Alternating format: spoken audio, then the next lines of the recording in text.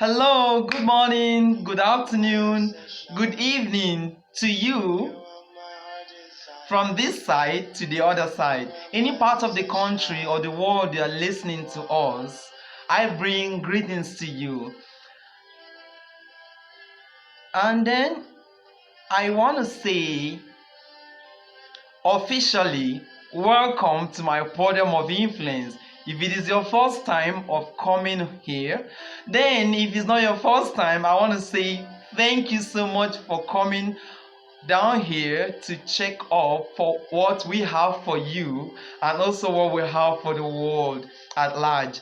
Today I am very excited. I can't really figure out what it was or what it is, but one thing I'm sure of is that I ordered something from the throne of grace. You know, when you order something from a mall and they say your goods you order is on the way, if it's something interesting, you'll be very happy and excited about it. So I made an order from the throne of grace through prayers, and then so the arrival is what is giving me a teeny tonal feelings in my heart, like butterfly in my belly. I'm really happy. Another reason why I'm happy is I'm happy talking to you. I'm happy reaching you on this podium. Yes, another reason is that I am alive, I'm awake, and I'm enthusiastic. Yes, it's enough reason to be happy, isn't it? So whatever thing you are in right now, what kind of emotion, please just cheer up. You have every reason to be happy, irrespective of how things are all over the world, how things are in your country, in the country, or how things has been within and around you. You cheer up. You have every reason to be happy. Okay. So before we go into the business of the day, what we have for you, there's something I want you to do. Yes, I want you to do this exercise with me. You put your hand on your chest and you tell yourself, the best in me is yet to come. The best from me is yet to come. I no longer wish for the past good old days. I no longer live in my past. I look forward to the brighter future before me. Though my wilderness experience might not be funny, has not been funny, the current state of things with me now is not smooth, is not rosy, but I brace up to the challenges. I rise up to the challenges, having this confidence that it is not my destination. I'm only passing through it for the point in time. I'm only passing through it for the season. Where I am is not my destination. So the best in me is yet to come. Irrespective of the status you're occupying in the society, either you are the zenith point of your life, the best for me is yet to come. Either you are the midpoint of your life, the best from you is yet to come. Either you are in the valley experience, tell yourself the best from me is yet to come. Yes, the best from you is yet to come. Where you are is not your destination. You're only passing through it. And I also want to tell you all listening to me or watching right now that the best from us here is yet to come. I use the word us. Yes, we love you. And the more of us is yet to reach you. I use the word we because me, myself, talking to you, God the Father, God the Son, and then God the Holy Spirit. We love you. We love you. And we also want to tell you that the best from us, from this podium of influence, is yet to come, is yet to reach you. Now, back to what we have for today. Based on a series of experiences and scenarios I have created, I now come up with this to teach you lessons so that you not miss out what God has for you. You not miss out the person you ought to spend the rest of your life with. Yes, I said scenarios I've created. I've been graced with these gifts of being a natural psychologist. I create scenarios, I create environment to learn from it and also teach people about what I have learned. So I do have female friends. So, and I don't make friends easily. So, anyone that come across, at least to some point in time, they are marriageable. One, they are people that you can actually grow together without much problem. So, one of them that I was very, very close to them, I mean, to her, while we're in school. So after graduating now, oh, she told me that she's married or she's getting married. I'm like, we are making plans, and my response was like, we are making plans to come and carry you, and then you're now being carried. Another person is taking you. Say, why didn't you tell me earlier while we were in school? I just waved that off. That one aside, there's another occasion too that I was telling another one that though that one is the junior colleague. I was telling her, you did not invite me for your wedding. As at then, she has already settled down. They just finished the wedding ceremony, and she's in her home. And I asked her, and I told her that we are making plans to come and take you, not knowing that someone has already, taken you. She said, why didn't you tell me senior? She do address me as senior because she was a junior colleague while we were in school. We were a medically inclined student. So she said, senior, why didn't you tell me that? And actually, while we were in school, you were my crush.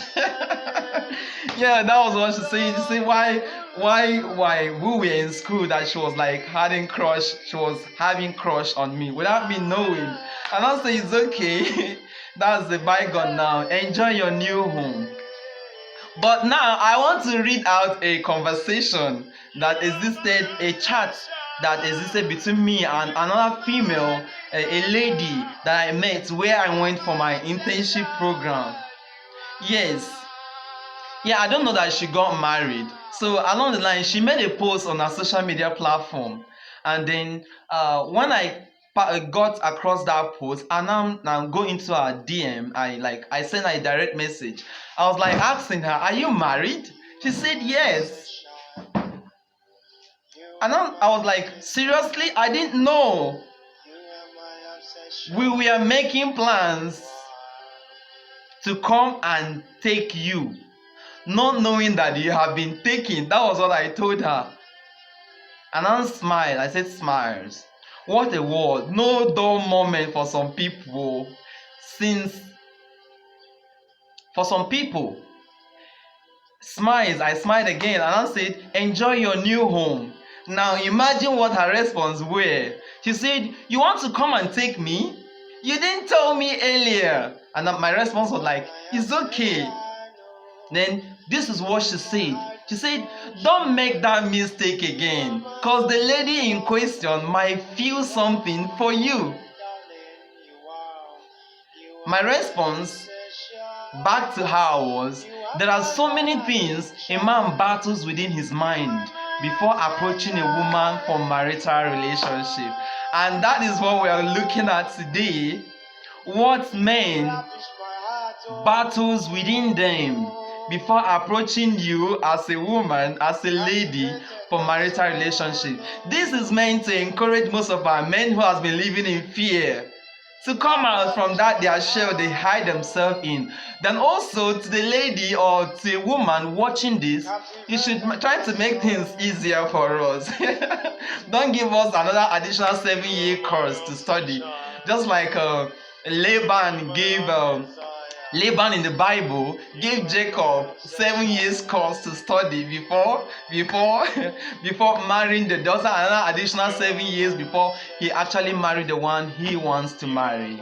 So we are looking at what a man battles with, what men battles with within them, what they overcome before they approach you as a lady for marital relationship. I'm talking about men. I'm not talking about boys. I'm not talking to boys that would just want to get in between the leg of a woman, in between the leg of a lady, and that's what they want. I'm not talking about those people who just want to do the do and then go. I'm talking about men who are serious to settle down.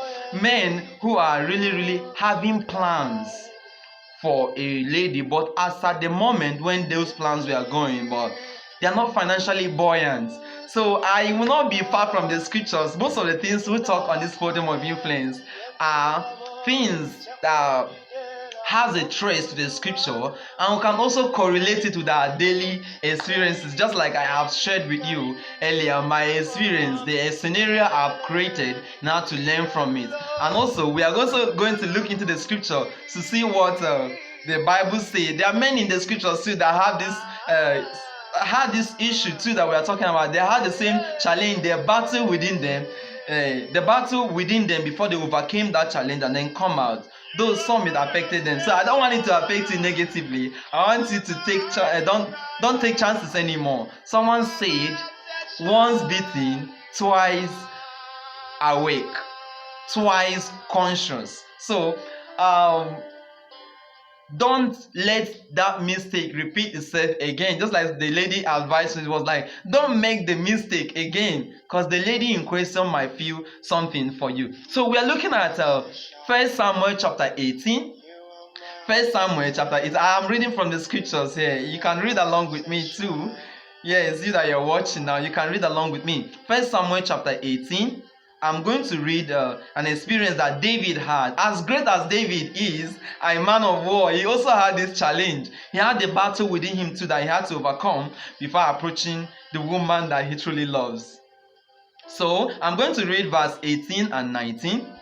Then I'll skip to verse 20 down to verse 28. But if you want to read all through, you read all through. I just want to save us some time. Verse 18 says, "And David said unto Saul, Who am I? What is my life or my father's family in Israel that I should be son-in-law to the king?" Then verse 19, "But it came to pass at the time when Marital, Saul's daughter, should have been given to David, that she was given unto Andrel, the Meholatite, to wife." David was there doing dull moments, and the woman that's supposed to be his was given to another man. Now let's skip to down verse 20 to verse 28. Verse 20 down to verse 28. 20 says, "And Michal, Saul's daughter, loved David. And they told Saul, and the thing pleased him. And Saul said, I will give him her, that she may be a snare to him, that the hand of the Philistines may be against him. Wherefore Saul said to David, Thou shalt this day be my son-in-law in the one of the twin. And Saul commanded his servants, saying, Come in with David secretly, and say, Behold, the king had delight in thee, and all his servants loved thee.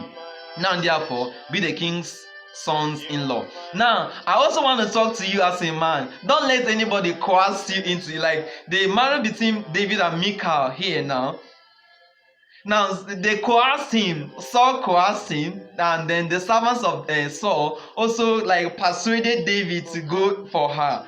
But not that like from within him. I'm talking to men that you know from within you have this conviction, you have this feeling that you want to spend the rest of your life with that woman, with that lady. Yes, not that they are using you to seal up a business deal. Not that they are using you to make a family ties together. You want to seal up the relationship we have with your family and their family. Yes, and you want to use this to seal up that tie. No, you have this strong feeling and conviction that you want to spend the rest of your life with this lady concerned. I'm a man of faith. So if God is leading me towards a particular lady, I pray, and if I'm convinced, I go for her. I will go for her. I go for her. And then there's nothing that nobody is pushing me. My people will say she's good for you. That's not what it should be. You should have this conviction within you, not that people persuaded you. So let me go back to where we are reading, so we can now end this and look into the business of the day. He said, "And Saul's servants spake those words to David. And David said, Seemeth it to you a light thing to be the king's sons-in-law? Do you think it's a minor thing for you to be the son-in-law to the president of the country?" Imagine the president of your country. You want me, just an ordinary commoner, in fact a recruit in the army, to marry the president's daughter. You now say, he moved on and said, "Saying that I am a poor man and lightly esteemed."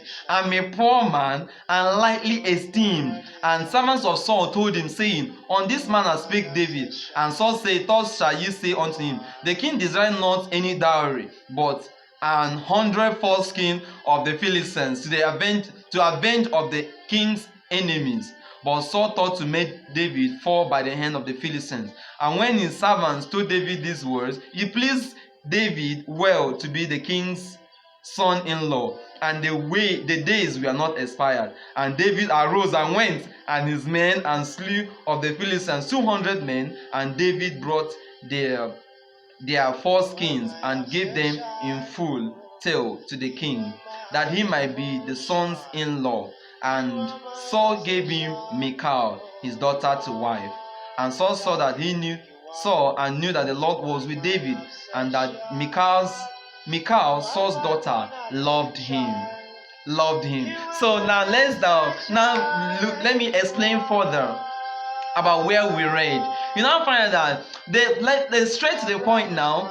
What most men battle within them before approaching a lady, a woman, for a marital relationship. Number one I have here is that the battle with their self-esteem. David says, seeing that I am lowly esteemed, I am poor, I have not blown, I don't have the money, I don't have the cash, I'm not well established, I'm not that recognized, I don't have fame. So how do you expect me to approach this lady? She's highly placed in the society. If that is your fear, oh man, come out from that fear. Who knows? The lady in question has been waiting in her heart for you. She has been waiting in her heart for you. Where we read in the book of 1 Samuel 18, we are meant to know that Michal loved David. It was even the first love of Michal that was mentioned before David now started doing something. But I don't want you to miss out. That's why this lecture is coming. This teaching is coming to you, because the first daughter of Saul was the one that David ought to marry.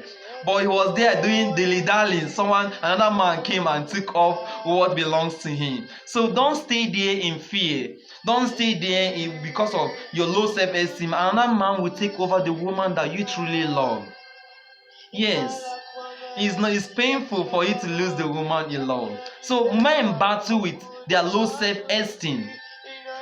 Which also, I won't say low self-esteem alone. Self-esteem in the sense that pride, arrogance, timidity. If you have unhealthy self-esteem, men battles with it and then come up to a point of balance before approaching you as a lady. So if you're a lady, please consider us. But not knowing, that does not mean that you should not love a man and then you just go, you want to, since the man summon courage and come to you, accepting. No. But if you truly love him, don't give us, if you really love him when he comes, don't give him a 7-year course to study. I am still in school. Give him a straight point answer. Hey, I'm not in for you. I don't think we can do this. And let him go. I don't love you. Let him go. Don't tell him I'm in school. I've just been shortlisted for this program, the NYC that is service. I am this and that. It's not delaying the man. Okay. Now another point a man overcomes is that the cost of the resources to make you his wife. As I said earlier on, I'm not talking about boys that just want to do with a girl and then leave her, abandon her and go. I'm not talking about men that are serious, that are really want to settle down with a woman. What they overcome within them, battles they fought before coming out to approach a woman about their intentions. They had to fight the battle of overcoming what it will cost them. David was considering, what will it cost me? Do you know what it takes to pay a dowry? The dowry of a king's daughter? Do you know the dowry is very costly? Do you know what it demands for? We have governor to be a governor's son-in-law, the chairman's son-in-law, that highly placed man in that corporation. Maybe you're working and then the board of directors, the owner of that company, the daughter, you love her. But you are afraid if I approach her, they'll call me a gold digger. I don't even have what it takes to pay the dowry. No, if you truly love her, don't die in silence. Voice out. Talk to her first of all. Then she can say no. But I also want to talk to you as a man. If you are going to make such proposal, prepare your mind to accept no. Then if yes comes, celebrate God. Yes, prepare your mind to accept no from her. Yes, then if yes come, you give thanks to God. Yes, but I just don't want you to die in silence. Don't they say coward die many times before the battlefield. They die many times. Coward die so many times before they were struck by the bullet. Yes, because of fear, they die within them even before they approach the battlefield. So don't be a coward. Go for her, reach her, irrespective of the standard she has set. Yes, she's so thick, she's a thick lady, but you love her. You know that yes, within you can condone anything to spend the rest of your life with her. Go for her. Don't be afraid. She might be nursing feelings for you too. She might be crushing or dying for you to approach her. So the cost, like the dowry payment, I don't have what it takes. Overcome that and approach her first. Some of them are also willing to come down, condescend to your level in order to be your wife. The another battle that the man overcomes is that the curse or the pathway to follow to reach you or make you his wife. How many years is gonna take me for me to establish myself to come? Just go and tell her first. They have to they calculated that when Rachel and then Leah kids, the first instance was that he had to stay 7 years as a dowry. Another 7 years he was deceived and was giving a woman that he doesn't love. You see, that's a challenge. You don't want to go take things the way it ought to be. You are there. Someone will take over what belongs to you, or they might give you the one that they will package the one that you did not love and give you. So you had to wait extra 14 years. You had to marry Rachel, that is Jacob. So the pathway, what is it going to cost me to overcome that fear? Those fears are within them. They have to overcome that before approaching you as a lady. Another one is the fear of being accepted by the woman or the lady. Oh, will she accept me? Will she? Am I her type? Oh my. Will she? What will her friends say? Will her friends support? Will she accept me? Fear of acceptance. A man battle with that kind of fear within him before approaching you as a lady. Then another fear they also have is a fear of rejection. You just tell her that you love her, you want to spend the rest of your life with her.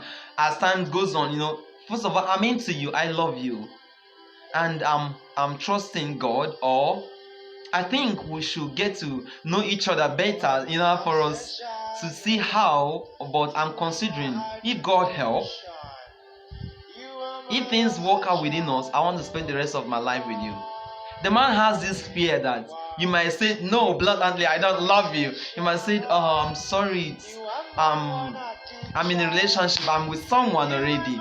Things like that. They have that kind of fear of being rejected. Another fear that a man has is a fear of financial stability. I don't have a job. I don't have a six-figure paid job. I don't have a stable business now. I've not been established. I'm not blown yet. I'm not an already made man. So this is talking about those men that actually have not really established themselves. They have not fully established themselves financially. Yes, financial establishment. They have something doing. They are not idle, but they have not really actually get to the dream. The dream point of their life, either business wise, job wise, or other ways that they can figure themselves. They have not reached their ideal self. They overcome this fear before approaching you. I want to tell you, listen to me, if you're a man, yes, those fears are there. Yes, I've had my own share of the fear too. But instead of dying in silence and the woman you love will be taken by another, come out from your shell. Approach the lady concerned. Approach the sister concerned. Approach that woman concerned. It is better to hear no than for you to just be dying in silence, not knowing that the lady can also, the sister concerned, the woman concerned can say yes to you. So please, I'm talking to you as a man, come out from that your shell. Yes, there are women, good women, that want to start humbly with you and grow and build that your dream world with you. Yes, good no. Despite how highly placed they are, if they find that you truly love them, they can give up, make sacrifices just to be with you. Yes, Mikal sacrificed her father's, royalty, royalty versus royalty, and then come down, condescend to the level of David's status quo as a soldier, and they married each other. Though, if we follow the story, they had challenges because David missed out the one he wanted to marry. Then the second option was given to him. So, man, please, if you love that woman, don't go for the second option. Approach her first. Prayerfully approach her. I use the word prayer because I believe in God. I'm a man of faith. Yes, you prayerfully approach her. And I trust God, things will work out. But prepare your mind to accept no for an answer. If yes come, you rejoice. It's so that it's not like a do or die affair. It's not like by fire by force that she must accept what your proposals are or what you want. You have to tell her. Yes. Another fear that we overcome is a overcoming the fear if the woman will be willing to one, build with them at their low estate, are that lowly esteemed in the society. And also, if the woman, they have this fear of, if the woman is the type that, she's looking for an already made man, established men that are really fully established. Okay, they also have this fear too. If the woman will also believe in their dream, believe in their aspiration, and also support them in their dreams, in their aspiration. These are some of the fears that a man nurses in their heart before approaching you as a woman, before approaching you as a lady for marital relationship.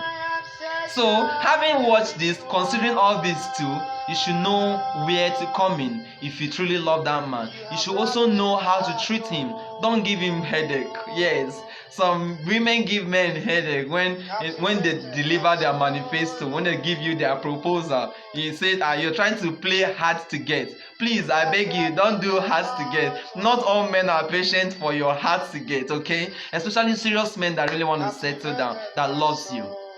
Not all men will take that your heart to get. You'll be surprised.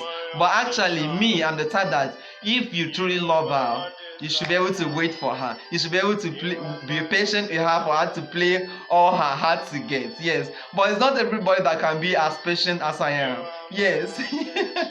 So please, don't take chances as a lady. If he approaches you and you love him, please don't play hard to get on them. Another fear that is that they have this fear if you as a lady, if you truly love them, especially the men that are fully established, they have established business but they are not married. Okay, so many ladies will be looking around. Some are just after their wealth, after their fame. Especially if you look at the people in the entertainment industries, actually good women, their fame attracts good number of women. So they have the fear that maybe she's here because of my money, she's here because of my fame, my power, authority, positions, They have this fear.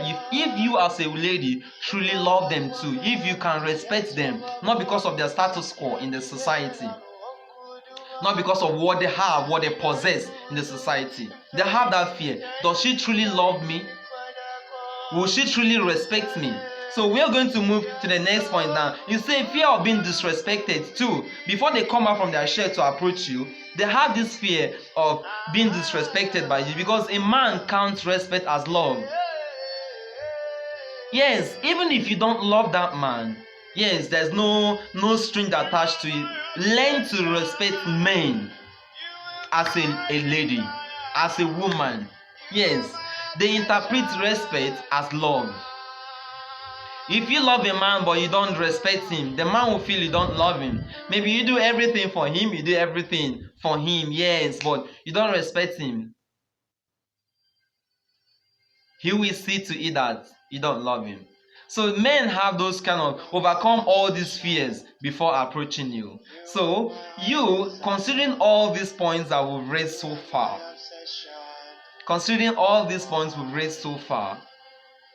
it should give you a hint on how to go about it if a man reaches you with his proposal, with his manifesto. These are the battles he fought within him before coming up to approach you. Once again, I want to tell you, thank you If you have been a subscriber, you've subscribed to this Podium of Influence, and we want to say you are welcome if it is your first time of reaching us here. We love you. Yes, we love you, and you are the reason why we are coming here. I also want to tell you the best from us is yet to come. The best from me is yet to come. Now you have a song of that word I gave to us earlier before we started the business of the day. The best in me is yet to come. The best in me is yet to come. I no longer wish for the past good old days. I look forward to the brighter future. My wilderness experience has not been funny, but I brace up to the challenges, having this confidence. I'm passing through it. It's not my destination. I'm passing through it. Yes, it's not my destination. Once again, we thank you, we love you, and expect more from us. Expect the best from us. You leave your comments, constructive comments, you leave your like, you share it to reach other people so that they can come out from their shells. If you're a man that come here, share it with other people. They should come out from their shells, that fear they have within them, and go for that woman their heart has been pumping for. Yes. You, and let her know that she is your obsession, she is your heart desire, that you love her so much. So bye for now. We will come back in a greater dimension for you. Now for you to be a better man, a better woman, a better girl, a better boy. Yes, a better boy. And also a better wife, a better husband. Then professionally, we can also get to you. Your health wise, we can also get to you. But for now, we are saying bye bye from here.